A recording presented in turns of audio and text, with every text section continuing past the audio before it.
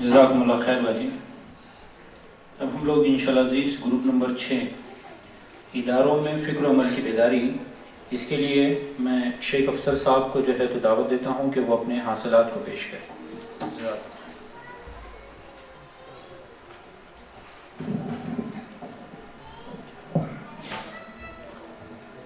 نحمد و صلی اللہ رسول کریم. اعوذ باللہ من الشیطان الرجیم. بسم اللہ الرحمن الرحیم. یا ایھا الذین آمنوا اتقوا اللہ ولا تنظر نفس ما قدمت لغد. صدق اللہ العظیم. اللہ کے نام سے جو بے انتہا مہربان اور رحم فرمانے والا ہے. اے لوگو جو ایمان لائے ہو، اللہ سے ڈرو اور ہر شخص یہ دیکھے کہ اس نے کل کے لیے کیا سامان کیا ہے. رب اشرح لی صدری ویسر لی امری واحلل عقدۃ من لسانی یفقہوا قولی. آمین یا رب العالمین. اسٹیج پر تشریف فرما قابل صد احترام حضرت مولانا حافظ الیاس خان صاحب فلاحی، ذمہ داران جماعت، معزز خواتین، پیارے بچوں، السلام علیکم رحمۃ اللہ وبرکاتہ. رفاع محترم، میں نے ابھی آپ کے سامنے جو آیت کریمہ پیش کی یہ سورہ حشر کے آیات کا ایک جز ہے. اب میں جو آپ کے سامنے جو باتیں رکھنے جا رہا ہوں، جو عنوان ہم کو دیا گیا تھا اداروں میں فکر و عمل کی بیداری، اس پہ ہمارے گروپ نے بہت غور فکر کرنے کے بعد اس کا یہ حاصلات ہے جو میں آپ کے سامنے تحریری شکل میں رکھنا چاہتا ہوں. رفاع محترم، الحمدللہ ہم یہ بات جانتے ہیں کہ دستور جماعت اسلامی کا دستور اس کی مخالفت نہیں، اس کے مخالف نہیں ہے کہ ادارے قائم ہوں. ہمارے پاس عصری ادارے ہیں، دینی مدارس ہیں، مالی ادارے بھی ہیں، اور یہ سب اس لیے ہیں کہ ہم اس کے ذریعے سے عامت الناس کے لیے خیر الناس بنیں. میں بہت تیزی کے ساتھ آپ کو ان اداروں میں فکر و عمل کو کس سمت میں پروان چڑھایا جائے انشاءاللہ ہم اس کو دیکھیں گے. سب سے پہلے لیجئے تعلیمی ادارے. ہمارے ملک کے تعلیمی نظام کا جو ہم دیکھتے ہیں وہ ہمارے سامنے ہے. اس تعلیمی نظام کی جڑ بنیاد حکومت برطانیہ کی وہ پالیسی ہے کہ اگر بھارت کے لوگوں کو عیسائی نہ بنایا جائے تو کم از کم ان کو اپنے مذہب اور اپنی تہذیب پہ اس سے یہ بیگانہ ہو جائے. پھر ہم دیکھتے ہیں کہ آزادی کے بعد دھیرے دھیرے تعلیم کا بھگوا کرن کی شروعات ہوئی، جس کے نتائج ہمارے سامنے ہیں، اور حالات اگر یوں ہی رہیں تو ہم جانتے ہیں کہ اس سے برے مقامات آنے والے ہیں. پھر چاہے انگریزوں کا جاری کردہ تعلیمی نظام ہو یا موجودہ، دونوں میں ایک بات مشترکہ رہی ہے کہ اسلام اور مسلمانوں کے خلاف یہ سخت زہریلی فضا رکھتے ہیں. ایسا ماحول جہاں مسلمانوں کے اصلاح پر تبرہ بھیجا جاتا ہے، ان کے مذاہب کی توہین کی جاتی ہو، ان کے عقائد کی تردید ہوتی ہو، ان کی تہذیب کا مذاق اڑایا جاتا ہو. مثال کے طور پہ آپ دیکھیے کہ پرائمری کے اسکول کے بچوں کو یہ پڑھانے پہ ہم مجبور ہیں کہ انسان بندر کی اولاد ہے. حالانکہ ڈاروین کی یہ تھیوری سائنس کب کی رد کر چکی ہے. لیکن اس کا دوسرا پہلو یہ ہے کہ قرآن کہتا ہے کہ تم آدم کی اولاد ہو. آدم زمین پر بحیثیت خلیفہ بھیجے گئے ہیں. اس روئے زمین پر آنے والا پہلا شخص خدا کا نائب اور رسول تھا، بندر نہیں تھا. دیکھیے کتنا بڑا تصاد ہے. پھر یہ ہائی اسکولوں میں بچوں کو جو انقلاب فرانس اور انقلاب روس جو سراسر ناکامی اور خونی بغاوت رہی پڑھائی جاتی ہیں.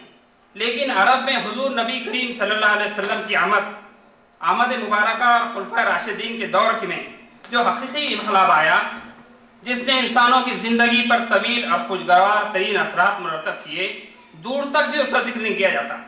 اسی طرح ہم دیکھتے ہیں کہ یورپین فلاسفی اور رومیو کے اقوال تو بتائے جاتے ہیں، لیکن مذکورہ علماء یورپ نے اپنے فکر و نظر کو اسپین سے حاصل ہوئے علم سے منور کیا، اس کا اشارتاً بھی ذکر نہیں. بتائیے کتنی بڑی بددیانتی ہے. پھر ہم دیکھتے ہیں کہ مادہ پرستی کا خطرناک رجحان، جس نے پوری دنیا کو ایک منڈی اور ایک بازار بنا کے کی شکل میں بدل کر رکھ دیا. جگہ جگہ ہم دیکھتے ہیں کہ ہولڈنگز ہیں کہ آئیے ہمارے اداروں میں بچوں کی ایڈمیشن کرائیے، ہمارے اداروں میں ڈاکٹر بنائیے، انجینئر بنائیے، اور ہمارے کوچنگ انسٹیٹیوٹ کا رینک فلاں اور فلاں ہے. ہمارے اتنے ہزار نہیں بلکہ اتنے لاکھ روپے ہماری فیس ہے.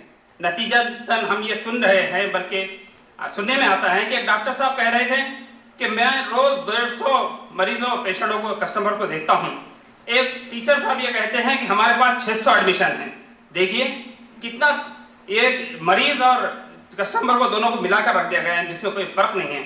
پھر ہم دیکھتے ہیں کہ اسی لیے سید قطب رحمۃ اللہ علیہ فرماتے ہیں, انہوں نے ایک جگہ لکھا ہے, ہم جانتے ہیں سید قطب رحمۃ اللہ علیہ کے تعلق سے جو خود ماہر تعلیم رہے, وہ لکھتے ہیں کہ موجودہ سائنسی ترقی اور علوم نے انسانیت کا فائدہ کم اور نقصان زیادہ کیا. پھر یہ واقعہ بھی یاد کیجئے کہ متحدہ بھارت میں کہ ایک مشہور عصری ادارے نے اپنے تقسیم اسناد کے جلسے میں مولانا مودودی علیہ رحمہ کو دعوت دی. صدارتی خطاب میں مولانا نے فرمایا طلبہ سے, آپ لوگوں کو ملنے والی یہ ڈگری اس بات کی علامت ہے کہ آپ کسی طور پر بھی معاشرے کے خدمت کے قابل نہیں رہے ہیں. ہم جانتے ہیں کہ اردو زبان کے مشہور شاعر اکبر الہ آبادی تو کہتے رہ گئے, قتل سے بچوں کی نہ یوں بدنام ہوتا, افسوس کے فرعون کو کالج کی نہ سوجی. دیدہ بنا یہ مختل گاہیں ہی ہیں, یہاں بنا شور شرابے بالکل خون بہے نشل کشل جاری ہیں. ان مختل گاہوں کے مقابلے میں ہمارے اداروں کو صحیح معنوں میں زندگی بخش ادارے بنانے کی ہم کو فکر ہونی چاہیے. اب آئیے دینی درسگاہوں کی جانب. بقول مولانا مودودی رحمۃ اللہ علیہ جو اسلامی تعلیم ان مدارس میں دی جاتی ہیں شدت کے ساتھ محتاج اصلاح ہیں, اس قدر ناقص ہیں کہ اس کے انتہائی مدارج پر پہنچ کر بھی انسان روح اسلامی سے بیگانہ رہتا ہے اور اس میں اسلام کو سمجھنے تک کی اہلیت پیدا نہیں ہوتی کہ وہ دنیا کے سامنے اسلام کی نمائندگی کر سکے. اس لیے آپ غور فرمائیے کہ ٹی وی کے بحث و مباحثے میں حصہ لینے والے علماء کرام کس قدر کمزور نظر آتے ہیں. یہاں تک کہ اب تو مسلم پرسنل لا بورڈ کو یہ کہنا پڑا کہ برائے کرم علماء کرام ٹی وی پر نمائندگی نہ فرمائیں. اس سے اندازہ فرمائیے کہ تحریک سے وابستہ دینی مدارس اور اس کے ذمہ داروں کو حقیقت میں کتنے بڑے چیلنجز کا سامنا ہے. اب آئیے مالیاتی اداروں کی طرف.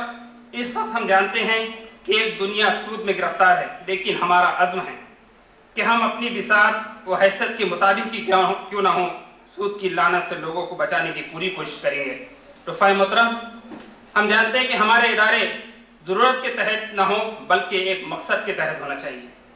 دین حق کی خدمت کرنے کا جذبہ ہم اپنے اداروں کے وابستگان اور فارغین میں پیدا کر سکے تبھی ہمارے ادارے کامیاب ادارے کہلانے کے مستحق ہوگی.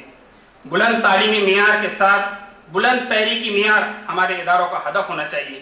ہم جانتے ہیں کہ ہمارے وسائل بہت محدود ہیں, افرادی قوت ہماری کم ہے, لیکن وابستگان تحریک غلبہ باطل کو ٹھنڈے پٹوں ہرگز برداشت کرنے کو تیار نہیں ہیں. یہ ایک طے شدہ بات ہے. ہماری فکر کو سمت و جلا دینے کے لیے ہمارے پاس کلام الہی موجود ہے اور اللہ ہر حال میں اہل ایمان کی مدد کرنے پر قادر ہے. یہی ہمارا ایمان ہے. ہماری تمام صلاحیتیں فلاح آخرت کے حصول کے لیے ہے. اللہ تعالیٰ سے دعا ہے کہ اللہ تعالیٰ ہمارے ذمہ داروں کے لیے آسانیاں پیدا فرمائیں, وہ ہم سے اپنے دین کی خوب خدمت دیں.